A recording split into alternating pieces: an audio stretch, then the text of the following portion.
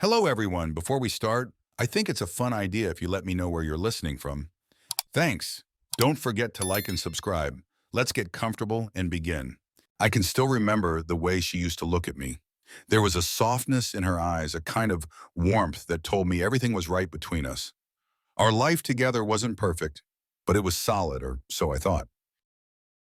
We had built a life based on trust and partnership, or maybe that's just what I wanted to believe. It's funny how we lie to ourselves, isn't it? Looking back, the signs were all there like whispers in a dark room. I just didn't want to listen. Our mornings used to be filled with casual conversations over coffee. Lately, those conversations had grown shorter. Her phone was always close by, never far from her hand, and there was a quiet tension whenever it buzzed. I tried to brush it off. Everyone's got secrets, I told myself. Little things that don't matter. But these weren't little things. They were bigger, darker, growing in the shadows just outside my view. She'd become more distant. At first it was subtle, canceled plans, late nights at work. The explanations were always reasonable, never dramatic enough to raise immediate alarm. She still smiled when I asked about her day, still kissed me goodnight. But there was something behind those smiles, something I didn't want to see. I remember a night not too long ago when we sat at the dinner table. The sound of silverware scraping against plates filling the silence between us. I glanced up and caught her staring off into space, her mind clearly somewhere else. "You okay?" I asked, trying to sound casual. She blinked, smiled that practiced smile, and nodded. "Just tired," she said. "Work's been stressful." I didn't push it. Maybe I should have. The funny thing is, people tell you that if your partner cheats, you'll know. They say you'll feel it in your gut. Maybe that's true for some, but for me, it was different. I didn't feel it at first. I saw it in fragments, moments I could easily explain away. The night she came home late without a call, the weekend she needed time to herself. I didn't want to be the jealous type, so I gave her space. She deserved that, didn't she? After all, we'd been together for years. Trust was something we didn't have to question. But trust, it turns out, can be fragile. It cracks when you're not paying attention. And when it shatters, the pieces are sharp. One evening, she was in the shower. Her phone buzzed on the kitchen counter. I told myself not to look. I even walked away, but then it buzzed again and again. My stomach tightened. I reached for it, hating myself for what I was about to do. My thumb hovered it over the screen, and then I saw it. Just a single message preview, but it was enough. "Last night was incredible. Can't wait to see you again." I stared at the words, feeling them sink into my chest like a knife. My hand went cold, and for a second, I thought I might drop the phone. But I didn't. I set it down carefully, like it might explode. My pulse was racing, my mind going 100 miles an hour, but outwardly, I remained still. I heard the water turn off, the sound of her footsteps coming down the hall. I moved away from the counter, quickly, instinctively. When she entered the room, towel drying her hair, I smiled at her. I even kissed her on the cheek. "Everything all right?" she asked, oblivious. "Yeah," I lied, "just thinking." The night went on like normal, but inside everything had shifted. I'd always thought I'd react differently. Maybe yell, maybe break something, demand answers right then and there. But none of that happened. Instead, I felt a strange calm, a coldness that spread through me like ice water. I didn't feel rage. I didn't feel panic. What I felt was clarity. I wasn't going to confront her, not yet. The truth was ugly, but it wasn't enough. I needed more than a text message. I needed the full picture. Whatever was happening between her and this faceless stranger wasn't just a fleeting mistake. It was deliberate, and I wanted to know every detail before I acted. That night, as I lay in bed beside her, I couldn't help but think about how different everything felt now. She was lying inches away, breathing softly in her sleep, completely unaware that the walls were closing in. I turned my head and watched her in the dim light, wondering how long it had been going on. Days, weeks, months. I didn't feel defeated. I didn't feel like a victim. Instead, I felt a sense of purpose growing inside me. This wasn't over, not by a long shot. I wasn't just going to let her destroy our life and walk away unscathed. No, I had a plan to make sure she would feel the weight of every lie, every deceitful smile. And so I waited, silent, patient, the first pieces of my revenge slowly falling into place. It took everything I had not to confront her that night. The text message played on a loop in my mind, each word like a knife twisting deeper. Last night was incredible. Can't wait to see you again. I had all the proof I needed, yet something inside me urged patience. Confronting her now would be too easy for her and too chaotic for me. I wanted control. More than that, I wanted to savor the moment when she realized the depth of her betrayal and how thoroughly I had prepared for it. I spent the next few days observing, my emotions carefully sealed away. Each interaction with her felt like a performance. She continued her charade of normalcy, completely unaware that I knew the truth. It was fascinating, in a cold, clinical way, to watch her go through the motions, the way she still kissed me goodbye in the morning, the way she'd smile as if she wasn't destroying everything we'd built. I wasn't filled with rage, though. No, what I felt was much colder than that. I started paying closer attention to her behavior. She was clever, I'll give her that. There weren't many obvious signs, but the small things began to add up.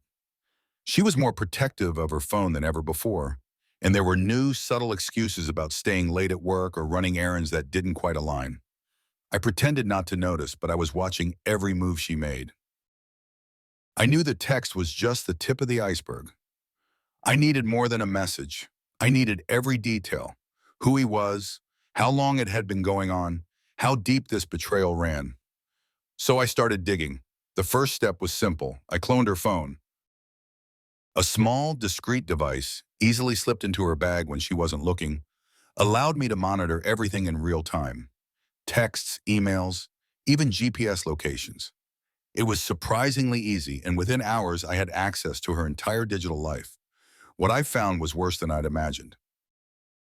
The affair wasn't just a fleeting mistake. It had been going on for months. They had their routines, their secret meetings, their pathetic little attempts to cover their tracks. He was someone from her office, someone I'd met in passing at company functions. They had shared a smile, maybe a joke, and I had thought nothing of it. But now I saw every interaction through a different lens. His name was Mark, a bland, forgettable name for a man who had injected poison into my life. I studied their messages with a clinical detachment, taking note of the places they met, the times, the excuses she gave me to cover her tracks. It was almost laughable how confident they were that they wouldn't get caught. As if their infidelity existed in some bubble where consequences didn't apply. But consequences were coming. I started by mapping out their routine. Tuesdays and Thursdays were their usual days, conveniently when she told me she had evening meetings. They always met at the same hotel, a small, nondescript place just outside the city. I booked a room there under a different name on a different floor. I wanted to be close enough to observe without being seen. The idea wasn't to confront them. Not yet. I just needed to see it for myself. Cold, hard proof. The first time I watched them walk into that hotel together, something inside me shifted. I had expected to feel a surge of anger, maybe even a loss of control, but instead I felt nothing. I was completely numb. They disappeared behind the door, and I sat there in my rented room, staring at the door, waiting for them to emerge hours later. When they did, they left separately as if their lives were still intact, as if they hadn't crossed any lines that couldn't be undone. I waited for them to leave before I walked down the hall to the room they had just vacated. I stood outside the door for a moment, imagining the scenes that had unfolded inside. It was strange how distant it all felt, like I was watching someone else's life unravel. I wasn't broken. I wasn't even sad anymore. The numbness had taken over completely, and with it came a sense of purpose. The next few weeks were a blur of preparation. I wasn't just going to destroy her life, I was going to do it so thoroughly that she wouldn't even see it coming until it was too late. I began by setting small traps, tiny manipulations that would make her second-guess everything around her. It started with her work emails. I'd intercept them, changing details just enough to create confusion. A missed meeting here, a miscommunication there. Nothing major, just enough to make her seem careless. I watched as the frustration built, her once confident demeanor starting to crack under the pressure. Meanwhile, I continued tracking their affair. I followed them to their regular spots, took photos, recorded times and places. I had all the evidence I needed, but I wasn't ready to unleash it yet. Timing was everything. If I moved too soon, it wouldn't have the impact I wanted. I needed to wait for the perfect moment, when she would be the most vulnerable and least prepared to defend herself. One night, she came home later than usual. She had been with him, of course, though she had given me some weak excuse about a project deadline. I pretended to be half asleep when she crawled into bed beside me, her movements careful as if not to wake me. I could smell him on her, a faint scent of cologne that wasn't mine. The thought of it should have disgusted me, but I didn't feel anything. Not disgust, not sadness, just cold determination. By now I had learned almost everything about him, his job, his address, even his family. He had a wife too, someone who, like me, was probably blissfully unaware of the deception happening right under her nose. Part of me considered telling her, dragging them both into the light, but that would be too simple, too direct. No, my plan required precision. I started planting seeds of doubt in her mind, small things. Once, when she left her phone unattended, I rearranged some of her messages, replied to ones from him with subtle, vague answers that would make him question her commitment. I could tell from their messages later that it worked. He began to pull back, unsure if she was losing interest. Her frustration with him grew, but she never suspected I was behind it. She was too caught up in her lies, too confident in her ability to deceive me. But I was always 2 steps ahead. The tension between them was palpable. They started arguing more over texts. She accused him of being distant, of not caring as much anymore. He in turn began to doubt her sincerity. I watched it all unfold with a sense of satisfaction. It was amazing how fragile their little fantasy world was. All it took was a few well-placed nudges, and the cracks began to show. Still, I waited. Patience was key. I wasn't just going to break her world. I was going to make sure she saw every piece of it crumble around her before I walked away. And when I was done, she'd have nothing left. The day was coming. I could feel it. Soon, I would pull the trigger on my plan, and when I did, there would be no going back. She thought she had won, thought she could keep living her double life without consequence. But what she didn't know was that I was the one holding all the cards now. And when I played them, she wouldn't see it coming. It was all falling into place. Each piece of the puzzle I had carefully assembled now formed a perfect picture, one that neither my wife nor her lover would see until it was far too late. I'd gathered enough information to understand the full scope of their betrayal, and with each new discovery, I became less of the person I used to be and more of the strategist I needed to become. The text messages between them painted a vivid picture. They weren't just having an affair. They were living in their own world, one where I didn't exist. In his messages, Mark often talked about their future, a laughable fantasy where they imagined running away together, where he claimed he would leave his wife for mine. It was pitiful, really, how they deluded themselves into believing their lies could hold up forever. But I let them believe it, fed into their confidence by staying quiet, playing my part as the oblivious husband. It made what was coming even sweeter. The first phase of my plan was to ensure their world became unstable, but not in ways they could easily trace back to me. It started with small disruptions. I continued manipulating her messages, deleting some, altering others, creating confusion between her and Mark. I made sure the trust between them began to erode, so that when the final blow landed, it wouldn't just be me tearing them apart. They'd already be on shaky ground. Mark began doubting her. He didn't say it outright at first, but I could read between the lines of their messages. His responses were shorter, less enthusiastic, and when he did mention meeting up, he was cautious. My wife, on the other hand, seemed desperate to keep the affair alive, unaware that her careful juggling act was slowly unraveling. I knew that wasn't enough, though.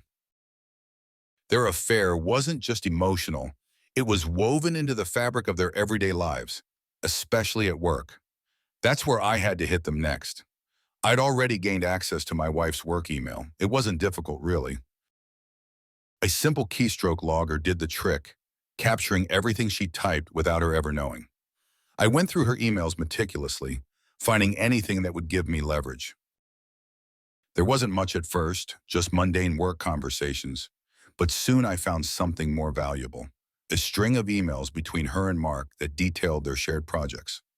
They weren't just coworkers, they were collaborators on several important accounts. The next part of my plan was delicate but necessary. I needed to sabotage their professional lives, and I needed to do it without leaving any trace of my involvement. I spent hours poring over their emails, looking for ways to subtly interfere without raising suspicion. It was an intricate process, but I knew the stakes. I started by altering small details in the documents they sent to clients. Misspelled names, incorrect figures, deadlines moved without notice. It wasn't enough to cause immediate disaster, but it planted the seeds of doubt in their abilities. The errors began to pile up, and soon enough I saw the results. My wife's stress levels increased, and so did Mark's. Their messages to each other became frantic as they tried to understand how things were going wrong, but they couldn't see the source of the problem. That's how it needed to be. They were too busy looking outward, too sure of their affair's invincibility, to consider that the attack was coming from within. While this played out, I kept up appearances at home. I still smiled when she walked through the door, still acted like the loving husband, still pretended not to notice when she slipped off to another room to text him. The performance became easier the more detached I felt. I wasn't just doing this for myself anymore.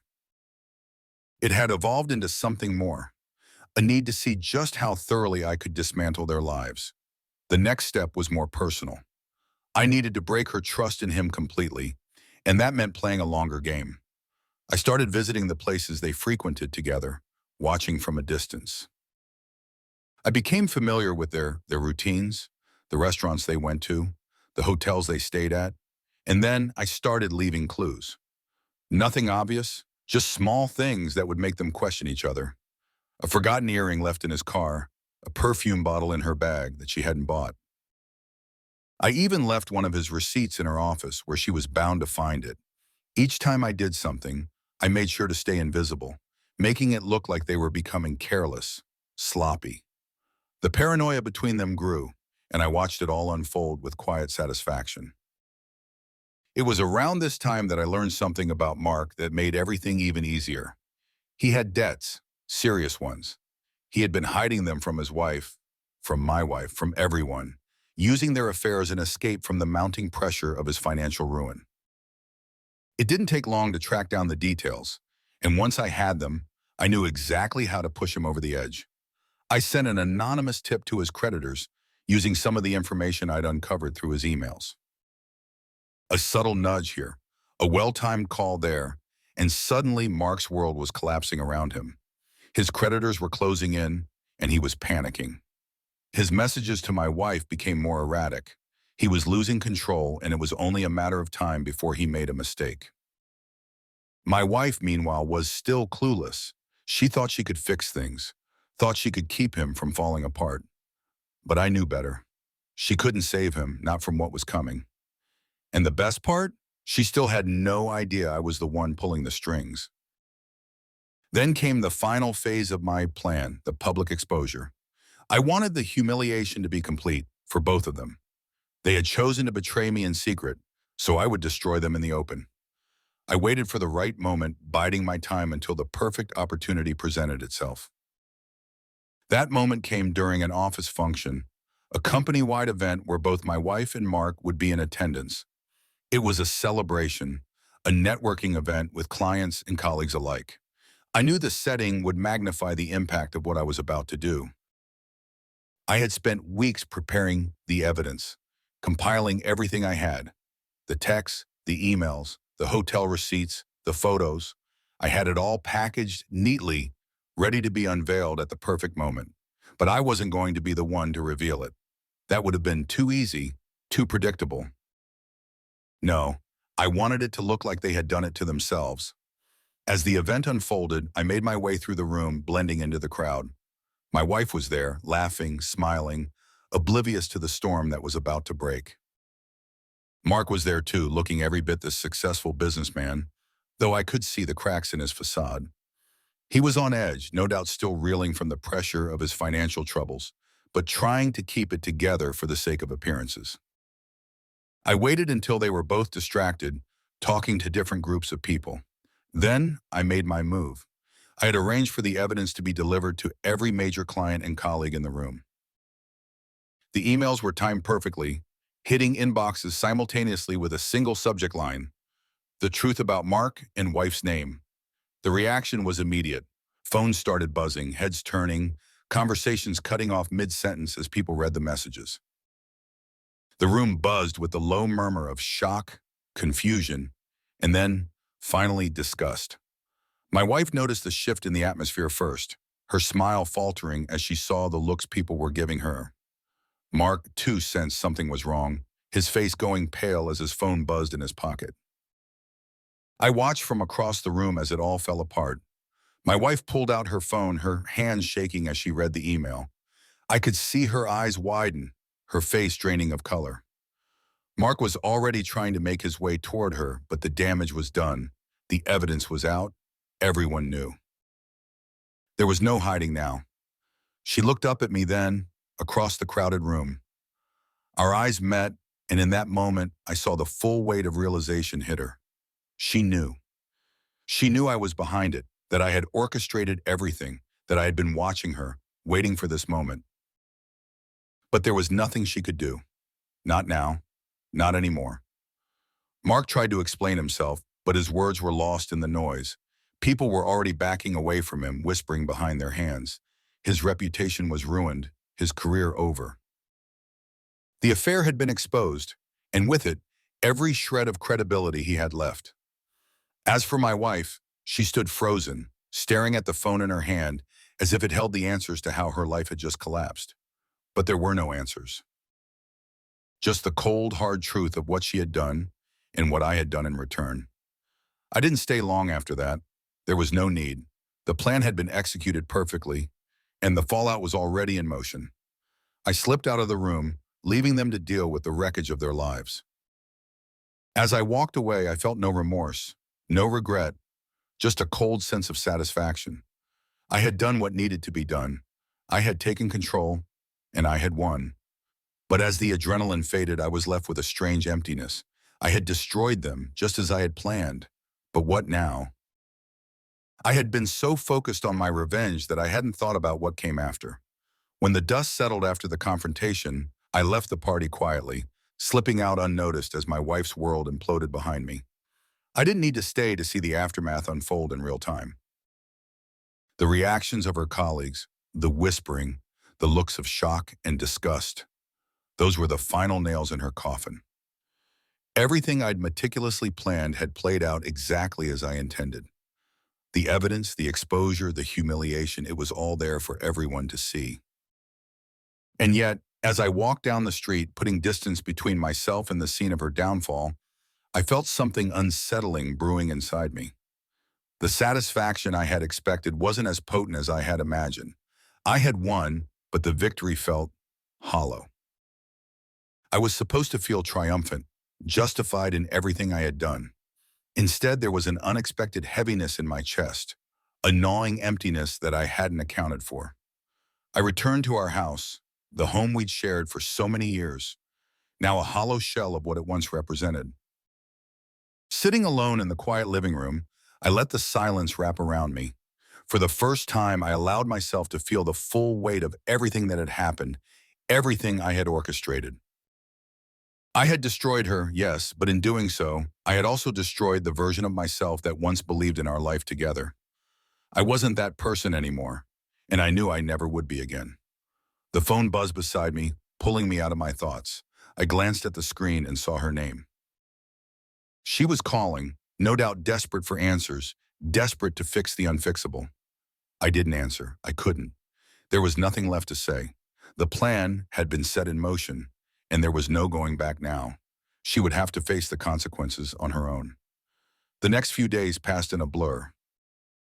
I kept my distance, avoiding her calls and texts, watching as the aftermath of my revenge unraveled her life.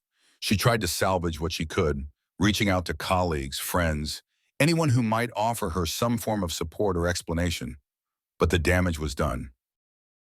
Her professional reputation was in ruins. Her personal relationships fractured under the weight of the scandal. Mark, too, had disappeared from her life. His financial troubles had caught up to him, and he had no choice but to cut ties and retreat into the shadows. He was dealing with his own set of consequences, ones that I had set in motion with equal precision.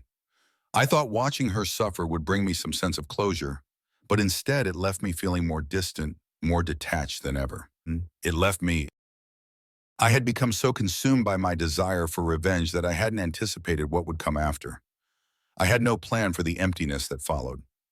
She showed up at the house one evening, her face pale and drawn, eyes wide with desperation. I watched her from the window for a moment before letting her in.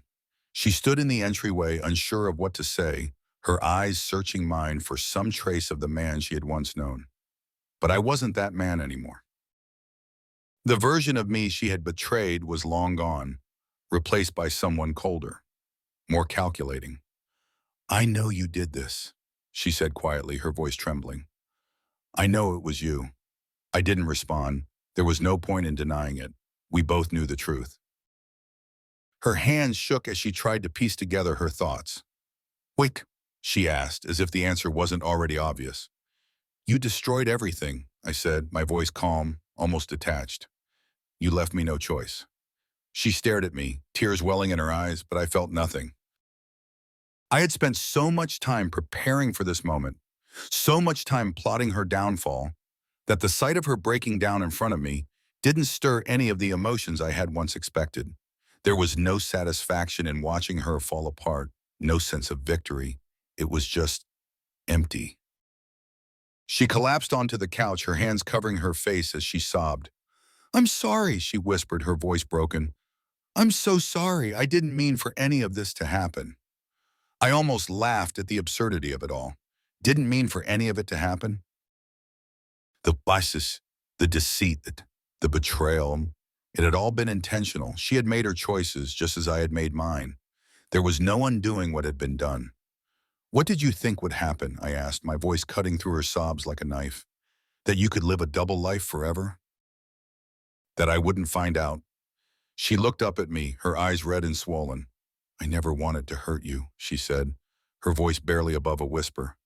"But you did," I replied. "You did, and now you're paying for it." She sat in silence for a long time, her tears eventually subsiding as the reality of the situation sank in. There was no way out for her, no way to fix what had been broken. She had lost everything, and she knew it. "I'll leave," she finally said, her voice small and defeated. "I'll go." It was what I had wanted all along, but now that the moment had come, it didn't feel like the victory I had imagined. Watching her pack up her things, knowing that she was walking out of my life for good, didn't bring the closure I had been seeking. It just left me feeling more alone. When she left, I stood by the window, watching as she drove away. The house felt impossibly quiet, the silence pressing down on me like a weight. I had won. I had taken control, executed my plan flawlessly, and yet I was left with a bitter aftertaste. The days turned into weeks, and I tried to return to some semblance of normalcy, but everything had changed. I had changed. The revenge that had consumed me for so long had left scars I hadn't anticipated. I became distant, isolating myself from friends and colleagues. My professional life, once thriving, now felt like a meaningless routine. I went through the motions, but the drive, the passion, it was gone. I thought about her sometimes, wondering where she had gone, what had become of her.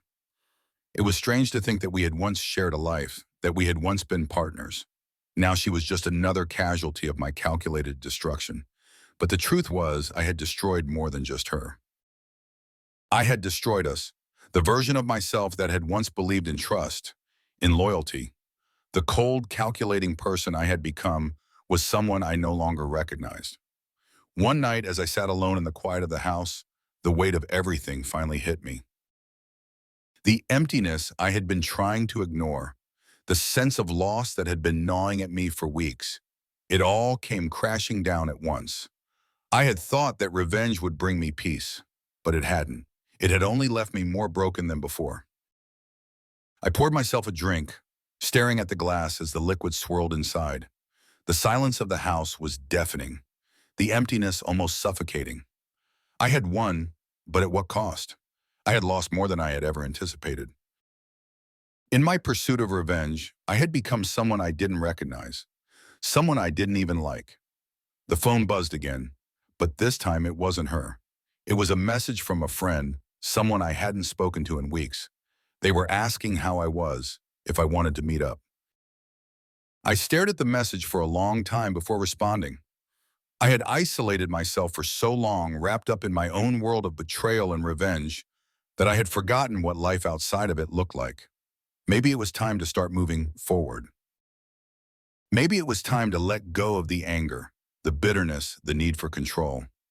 The revenge had been executed perfectly, but it had left me with nothing but ashes. I replied to the message, agreeing to meet up. It was a small step, but it was a step nonetheless. The path forward wouldn't be easy, but it was the only way out of the darkness I had created for myself.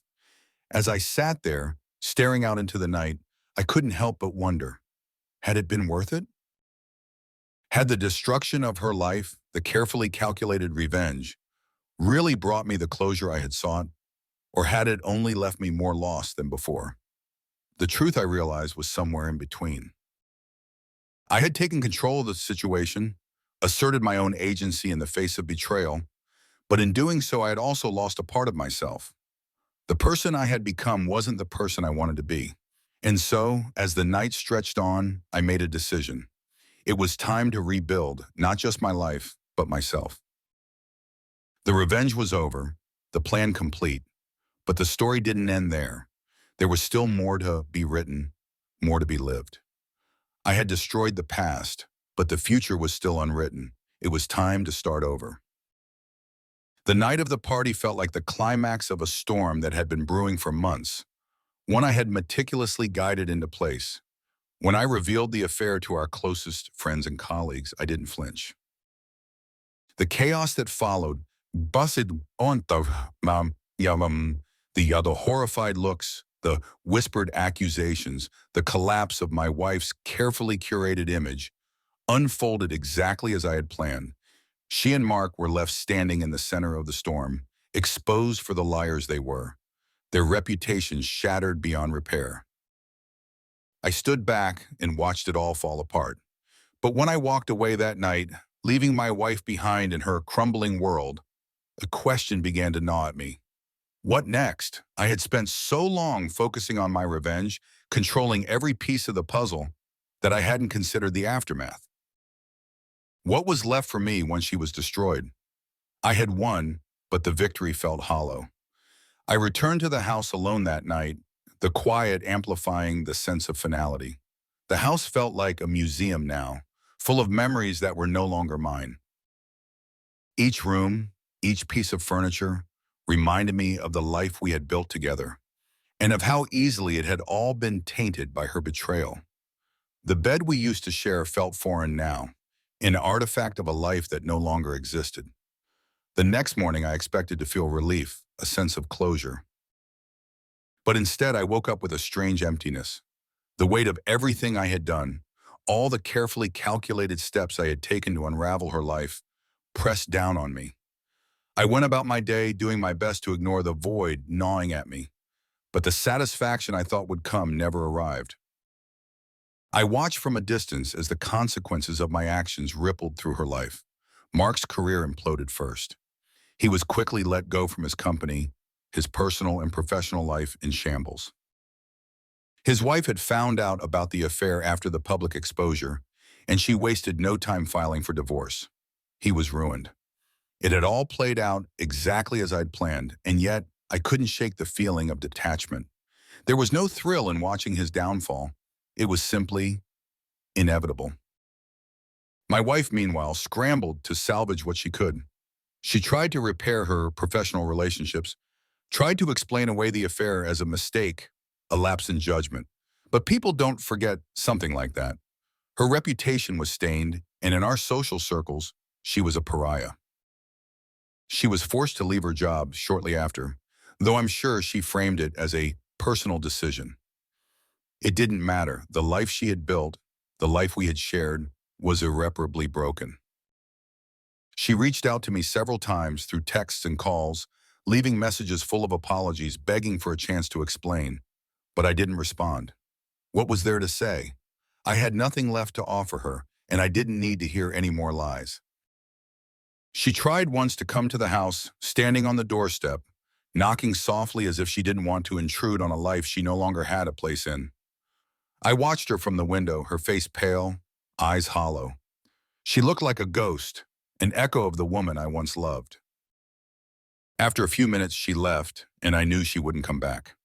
In the weeks that followed, I tried to return to some semblance of normalcy. I went back to work, buried myself in projects, met with clients, and pretended everything was fine. But I could feel the distance growing between me and the people around me. The colleagues I once joked with, the friends I had confided in, they all seemed different now. Or maybe I was the one who had changed. The revenge had consumed me. It had been my purpose, my driving force for so long that once it was over, I didn't know what to do with myself. I found myself retreating further into isolation, avoiding the social circles we had once been a part of. I didn't want to answer their questions, didn't want to face their pity or their curiosity. They all knew what had happened, and though no one said it aloud, I could see it in their eyes. They were wondering if I had gone too far. Had I? I had succeeded in what I set out to do. I had exposed the affair, destroyed her life, and regained control. But in doing so, I had lost something too. The person I had become in the process, the cold, calculating avenger, wasn't someone I recognized. I wasn't sure how to go back to the man I had been before or if that was even possible. One evening, a few weeks after the party, I found myself sitting alone in the house, staring at the empty glass in my hand, the silence pressing in around me. It was then that the weight of it all finally settled in. I had won, but at what cost? The woman I had loved was gone, the life we had shared reduced to ashes. And I had done it. I had destroyed her, piece by piece, but in doing so, I had destroyed myself as well. I thought about reaching out to someone, an old friend maybe, or one of my colleagues, but the idea felt exhausting. What would I even say? The truth was, I didn't want to talk about what had happened. I didn't want to relive it, to explain my actions or justify my choices. I had done what I thought was necessary, but now I was left with the consequences. The next few months passed in a blur. I kept my distance from people, avoiding the places we used to go, the friends we used to see. I told myself it was easier this way, that I needed time to heal, but deep down I knew it was more than that. I was ashamed, not of what I had done to her, but of what I had become in the process. The man who had once believed in loyalty and trust was gone, replaced by someone I didn't recognize. It wasn't until I ran into an old friend, someone who had been at the party, who had seen the fallout firsthand, that I was forced to confront what I had done. We met by chance in a coffee shop I had started going to on the outskirts of town, far away from the places that reminded me of her. He spotted me first, his eyes widening in surprise as he approached. I wasn't sure if I should say hi, he admitted, his voice cautious. I haven't seen you around much. I offered a half-hearted smile, gesturing to the empty chair across from me. Yeah, I've been keeping a low profile. He sat down, studying me for a moment before speaking again. How are you? I mean, really? The question caught me off guard. I hadn't thought about how I was. Not really. I had been too focused on moving forward, on distancing myself from the mess I had created. But now, faced with the question, I realized I didn't have an answer. I don't know, I admitted, surprising myself with the honesty in my voice. I thought I would feel better once it was over, but I don't. He nodded, his expression thoughtful. Revenge is like that, I guess. It feels good in the moment, but afterward there's nothing. I finished for him. We sat in silence for a moment, the weight of my words hanging between us. I had thought that by destroying her, By taking control, I would find peace, but all I had found was emptiness. You don't have to keep punishing yourself, he said quietly. You did what you thought was right at the time, but that doesn't mean you can't move on. Move on? The words felt foreign, impossible even. How could I move on from something like this? How could I rebuild a life that had been so thoroughly shattered? But as we sat there, talking about everything and nothing, I realized that maybe that was the answer. Maybe it was time to let go, to stop replaying the events of the past in my head, to stop punishing myself for choices I couldn't change. The revenge had been executed perfectly, but it hadn't brought the closure I had hoped for. Maybe it was time to stop looking for closure and start looking for something else. The next day, I made a decision. I packed up the house, the place that had become a monument to the life I had destroyed, and I left. I didn't know where I was going or what I would do next, but for the first time in months, I felt a sense of relief, a sense of possibility. The revenge was over, but my life wasn't. As I drove away, the weight that had been pressing down on me began to lift. I had made my choices, and I had lived with the consequences. But now it was time to move forward. The road ahead was uncertain, but it was mine. And for the first time in a long time, that felt like enough. In the days following my wife's departure, the silence in the house became unbearable. I had achieved what I'd set out to do. Her life was in ruins, her affair partner destroyed, and I stood victorious in the wreckage I'd orchestrated. But instead of triumph, I felt an unexpected emptiness, a hollow space where I thought vindication would settle. The house, once filled with shared moments and memories, now felt like a tomb, echoing with the consequences of my actions. I couldn't help but reflect on what had unfolded. The methodical, calculated revenge I had spent months planning was now complete, but at what cost? I thought that by regaining control, by orchestrating her downfall, I would feel a sense of closure, of peace. Yet here I was grappling with a void that grew deeper the longer I sat with it. My wife's attempts to salvage what was left of her life were pathetic, to say the least. She tried to maintain some semblance of normalcy, but there was no undoing the damage. Her friends had distanced themselves, the whispers of her infidelity following her everywhere she went. The professional world she had thrived in was now a minefield, each step a reminder of the scandal that had torn apart her career. No one wanted to associate with someone whose personal life had exploded so publicly, whose reputation had been shattered so irrevocably. She had been dismissed from her job within days of the revelation, officially framed as a mutual parting, but the reality was clear. They couldn't afford to keep her. Not after the affair had become public knowledge, not after clients and colleagues alike had voiced their disgust. Her lover, Mark, had disappeared entirely, vanished from the professional landscape, his own career collapsing in the aftermath of my carefully timed revelations. He hadn't the strength to face the consequences, and frankly, I wasn't surprised. He had always struck me as weak, a man who lived on the edge of ruin, teetering between his lies and his failures. It had been easy to tip him over that edge. For weeks, I had watched their downfall unfold like a spectator to a tragedy I had written. There had been a certain satisfaction in witnessing the chaos they both struggled to contain, but as the dust settled, I found myself feeling more disconnected than ever.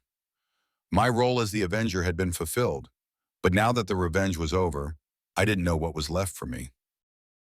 My life, once so intricately intertwined with hers, now felt untethered. I thought about reaching out to friends, reestablishing the connections I had let wither in my obsession with revenge, but the thought seemed exhausting. I wasn't ready to face their questions, their judgments, or worse, their pity. They had seen what I had done. They knew the lengths I had gone to expose her betrayal, and while no one had directly confronted me, I knew they were all wondering the same thing. Had I gone too far? Maybe I had. The nagging thought took root, and I couldn't shake it. I had always justified my actions with the belief that she had deserved it, that her betrayal had demanded the response I had delivered. But now, in the quiet aftermath, I began to question whether my pursuit of revenge had cost me more than I had bargained for. I had destroyed her life, yes, but in doing so, I had isolated myself, severing ties with the parts of my own life that had once mattered.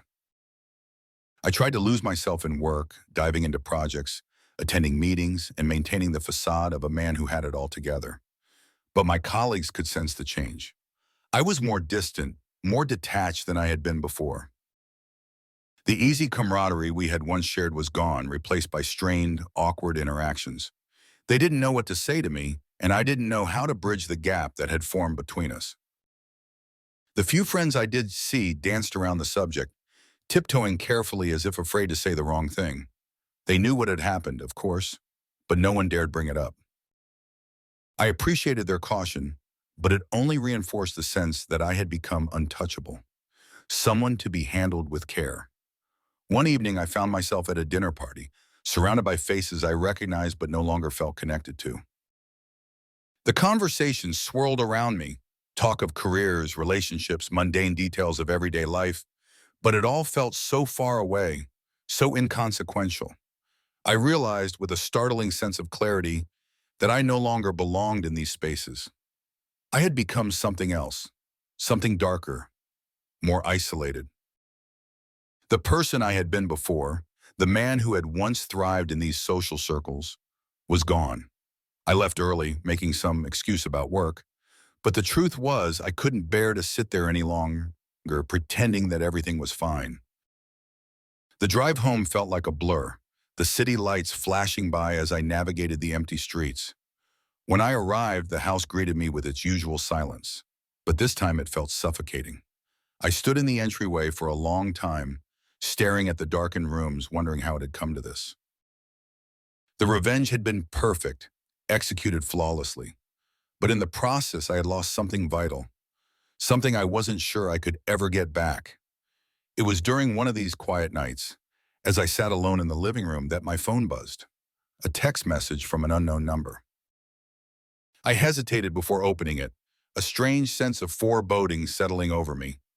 "Is it enough?" the message read. My heart skipped a beat. I didn't recognize the number, but the question hit too close to the thoughts I had been wrestling with. Was it enough?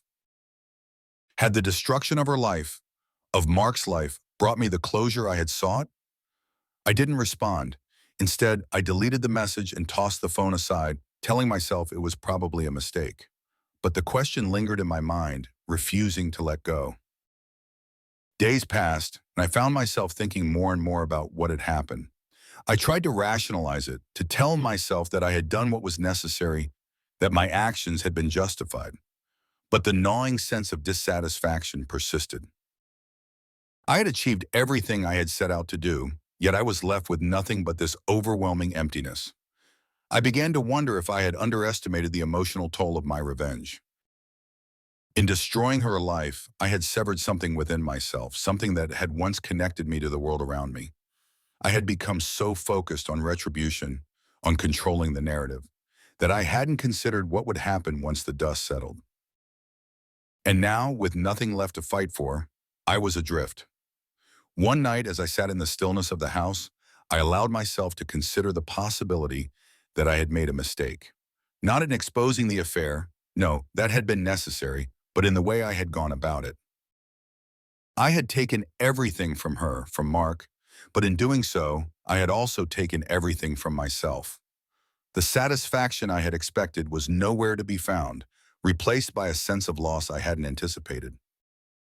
I had been so consumed by the need for control, for justice, that I hadn't realized the price I would pay. I had become someone I no longer recognized, someone I wasn't sure I wanted to be. The man who had once believed in trust, in loyalty, was gone, replaced by a cold, calculating figure who had orchestrated the destruction of two lives.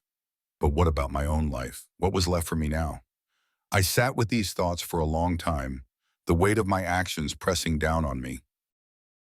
I had won the battle, but the victory felt hollow. I had regained control, but in the process I had lost something far more important. I wasn't sure what the future held for me. The revenge was complete, the plan executed perfectly, but the cost had been higher than I had anticipated. As I sat there staring into the darkness, I realized that I had no idea where to go from here. The silence of the house seemed to mock me, reminding me that I had chosen this path.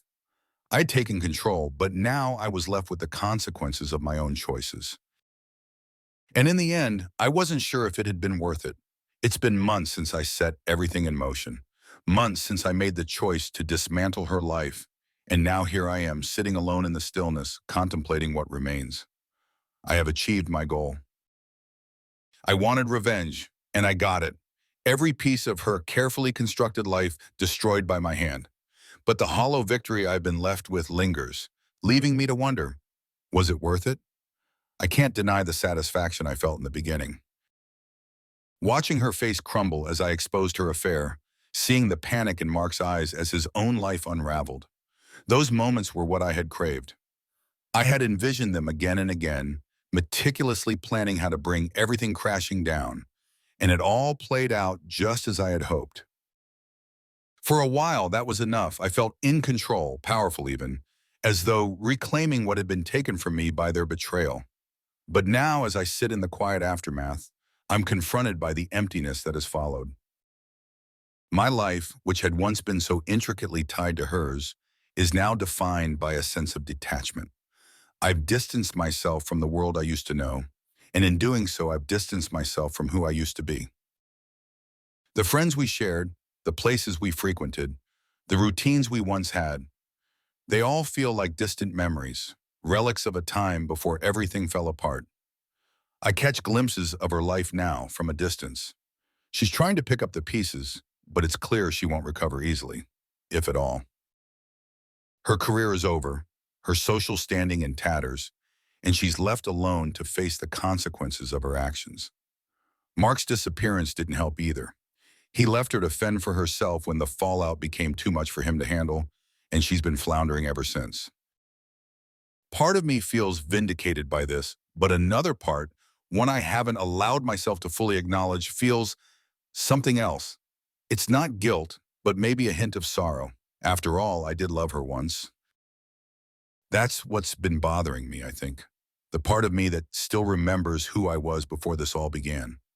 The man who loved her, trusted her, believed in our life together. He's gone now, replaced by someone colder, more calculating. I wonder if he's lost for good, if this version of me is all that's left after everything I've done. I stand up and walk through the house, running my fingers along the surfaces as I pass. The house is quiet as it has been for months, but there's a different weight to the silence now. It no longer feels like a victory. It feels like an absence, a void where something used to be. I stop in front of the photo on the mantle, the one from our wedding day. I've avoided looking at it for a long time, but now I force myself to. The people in that picture are strangers to me. Two people smiling, full of hope for the future, unaware of the storm that would one day tear them apart. I wonder what they would think of who we've become. I could take the photo down, throw it away, erase the last traces of that life. But I don't. Instead, I turn away, leaving it where it is. Maybe I need the reminder, something to tether me to who I was before. As the weeks pass, I try to move forward, to build something new for myself. But it's harder than I expected. I've spent so long consumed by revenge that I don't know how to let go of it.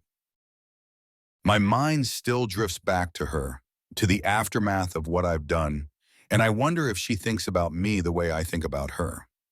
Does she hate me for what I did? Or does she understand, in some twisted way, that I was only responding to her betrayal? I'll never know. We're too far gone now for those kinds of answers.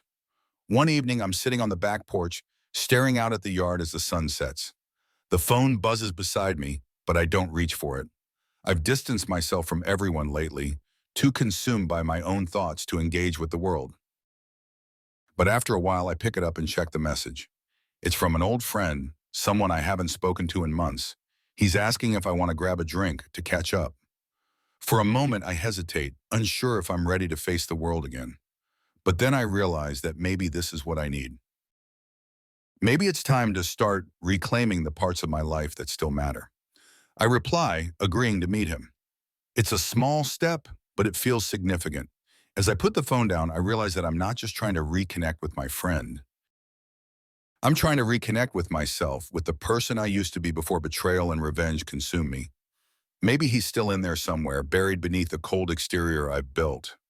As I sit there watching the sky darken, I feel a strange sense of peace. It's not closure, not really. The scars of what happened will always be there. A reminder of what I lost and what I became in the process. But for the first time in a long while, I feel like there's a way forward.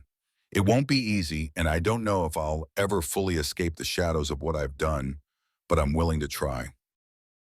I stand up and head back inside, leaving the quiet behind.